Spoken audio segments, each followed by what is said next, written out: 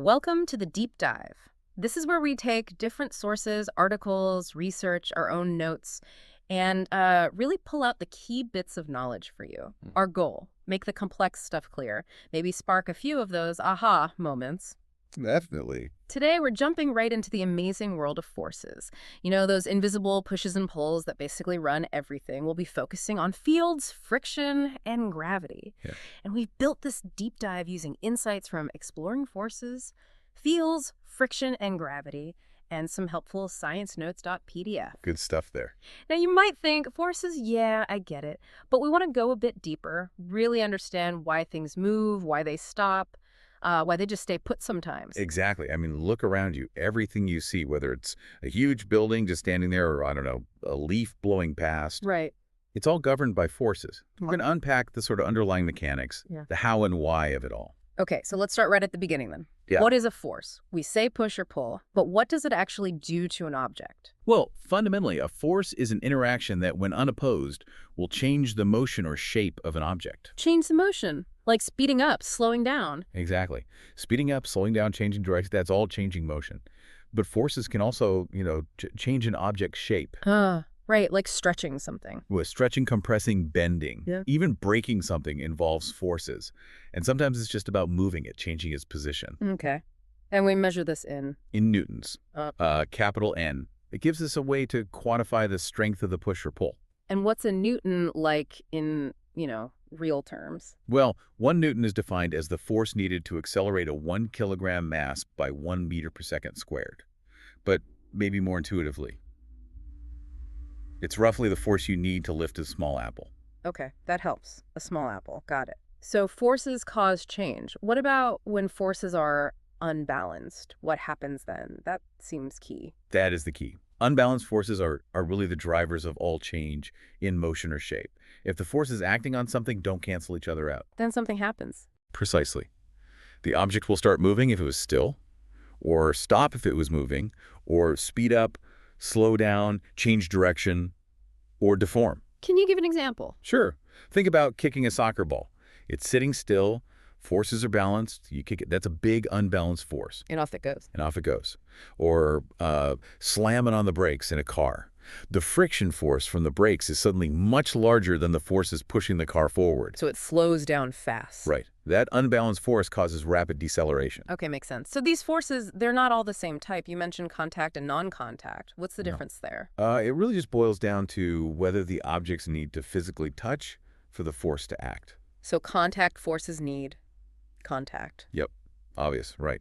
Like friction surfaces rubbing, or tension in a rope that's pulling something, or even just, the force of a table holding up a book. That's Yeah. called the normal force. Okay. And non-contact. Those are the spooky ones, acting over distance. Gravity is the big one. Magnets pulling or pushing each other, or static electricity. Those forces work even when the objects aren't touching at all. Let's zoom in on one of those contact forces, then friction. It feels really common, but what exactly is it doing? Friction is specifically the force that opposes motion, or attempted motion, between surfaces in contact. It always acts in the direction opposite to the way something is moving or trying to move. And it does more than just slow things down, you mentioned. Oh yeah, a major consequence is heat generation. Rub your hands together fast to get warm, right? Yeah. That's friction, converting motion energy into heat. And it also causes wear and tear over time. Surfaces rubbing against each other eventually wear down. Which is why we need oil and engines and things. Exactly. Lubrication reduces friction to minimize that wear and heat. So if we wanted to actually measure friction and see how it changes, how could we do that simply? Well, a pretty standard way is to take an object, maybe a wooden block, and put it on different surfaces. Like wood, carpet, maybe Ah. something rough like sandpaper. Perfect examples. Then you'd use a spring balance, one of those spring scales. Uh-huh. You attach it to the block and pull it horizontally across the surface. The key is to pull it at a constant speed, Why constant speed? because if it's accelerating, then the force you're pulling with is greater than the friction. At constant speed, the pulling force exactly equals the friction force. Okay. So you record the force reading on the spring balance for each surface, wood, carpet, sandpaper, and then you compare them. You'll see you need more force to pull it across the rougher surfaces Because there's more friction. because there's more friction. It directly shows how surface texture affects it. And friction really is everywhere. What are some other everyday examples? Oh, gosh, tons. Just walking relies on friction between your shoes and the ground. Without it, you'd just slip. Like walking on ice. Exactly like walking on ice. Car brakes, we mentioned that. Bicycle brakes, too. Even writing with a pencil, friction between the graphite and the paper leaves the mark. Wow, okay. Didn't think that one. Yeah. Or striking a match. That initial scrape creates enough friction and heat to ignite it. Okay, so that's contact forces, especially friction. Let's switch gears to non-contact. How does that work? How can a force act without touching? This feels weird. It brings up this idea of a field, right? It does feel weird, but the concept of a field helps us get a handle on it. A field is basically a region of space where a particular non-contact force can exert its influence. So like an invisible zone of influence. Kinda, yeah. Think of Earth's gravitational field. It extends way out into space. Any object with mass that enters that field feels Earth's gravitational pull, even though it's not touching Earth. And the same for magnets. Same idea. A magnet creates a magnetic field around it. Bring another magnet or certain metals into that field, and they'll feel a force, attraction, or repulsion. Same with electric fields around charged objects. So the field is the how. It's the way the force reaches across space. Exactly. It's a way to model and understand how these forces can act without direct physical contact. The object creating the force modifies the space around it, creating this field, and other objects then interact with the field itself. Does the strength of that field change, like if you get further away? Oh, absolutely. That's crucial. Field strength always decreases with distance from the source. So gravity is weaker further from Earth. Much weaker. That's why astronauts in orbit experience weightlessness, not because there's no gravity, but because it's significantly weaker that far out. Yeah. And this predictable decrease with distance is, well, it's what allows us to calculate orbits and understand forces across the cosmos.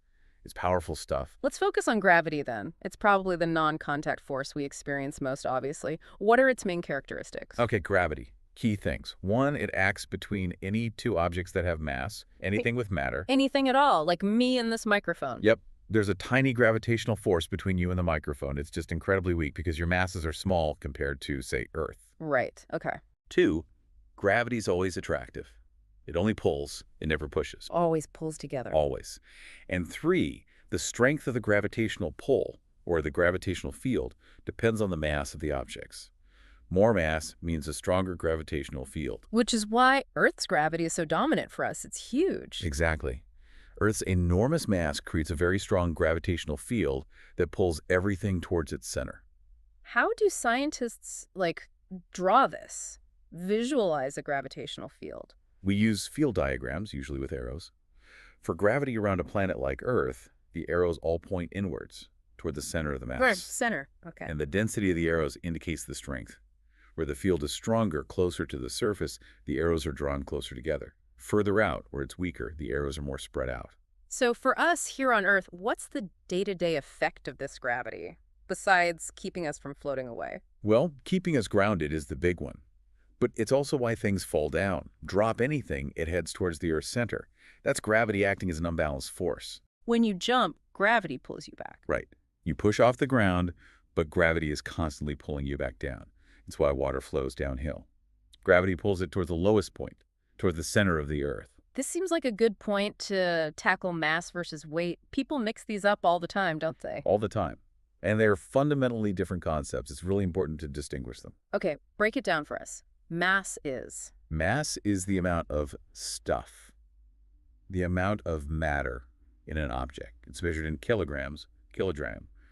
And crucially, an object's mass is constant. It doesn't change no matter where you are in the universe. So my mass is the same here as it would be on the moon. Exactly the same amount of you, same amount of matter. Okay, so then weight is? Weight is the force of gravity acting on that mass.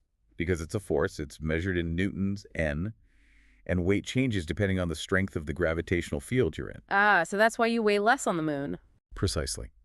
Your mass is the same, but the moon's gravitational field is weaker, about 1/6 of Earth's.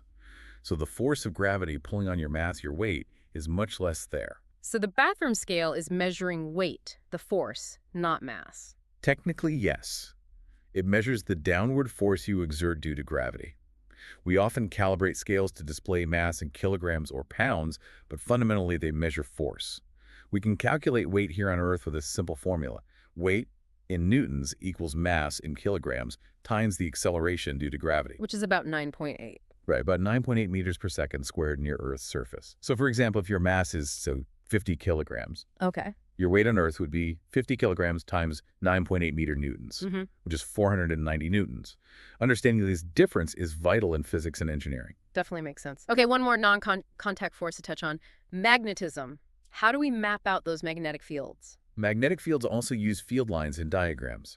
But for magnets, the convention is that the lines are drawn emerging from the North Pole and entering the South Pole, forming closed loops. North to south. Got it. And just like other fields, the lines never cross each other.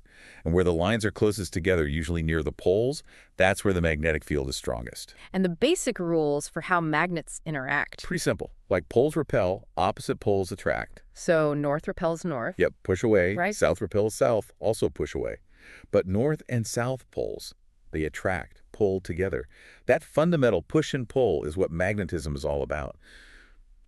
So, thinking back, we've kind of gone on a journey, haven't we? Started with the basic idea of a force, just a push or a pull. Right. Then distinguished between forces needing touch, like friction, and those acting at a distance, like gravity and magnetism. We really dug into friction, how it opposes motion, creates heat. Yeah, and how surface matters. Exactly. And then we explored this powerful idea of fields to understand how non-contact forces work, especially gravity holding us down and shaping orbits, and even the basics of magnetism. It gives you a new framework for seeing why things move or stay put. It really does. And it leaves you thinking. I mean, consider something as small as a breeze pushing a leaf. That's a force, part of this huge system. It connects the smallest interactions to, planets orbiting stars. Makes you wonder what other forces, maybe less obvious ones, are constantly shaping your world in ways you don't even notice. Good question to ponder. Absolutely. Well, thank you for joining us on this deep dive into forces. We hope you'll keep exploring and questioning the world around you.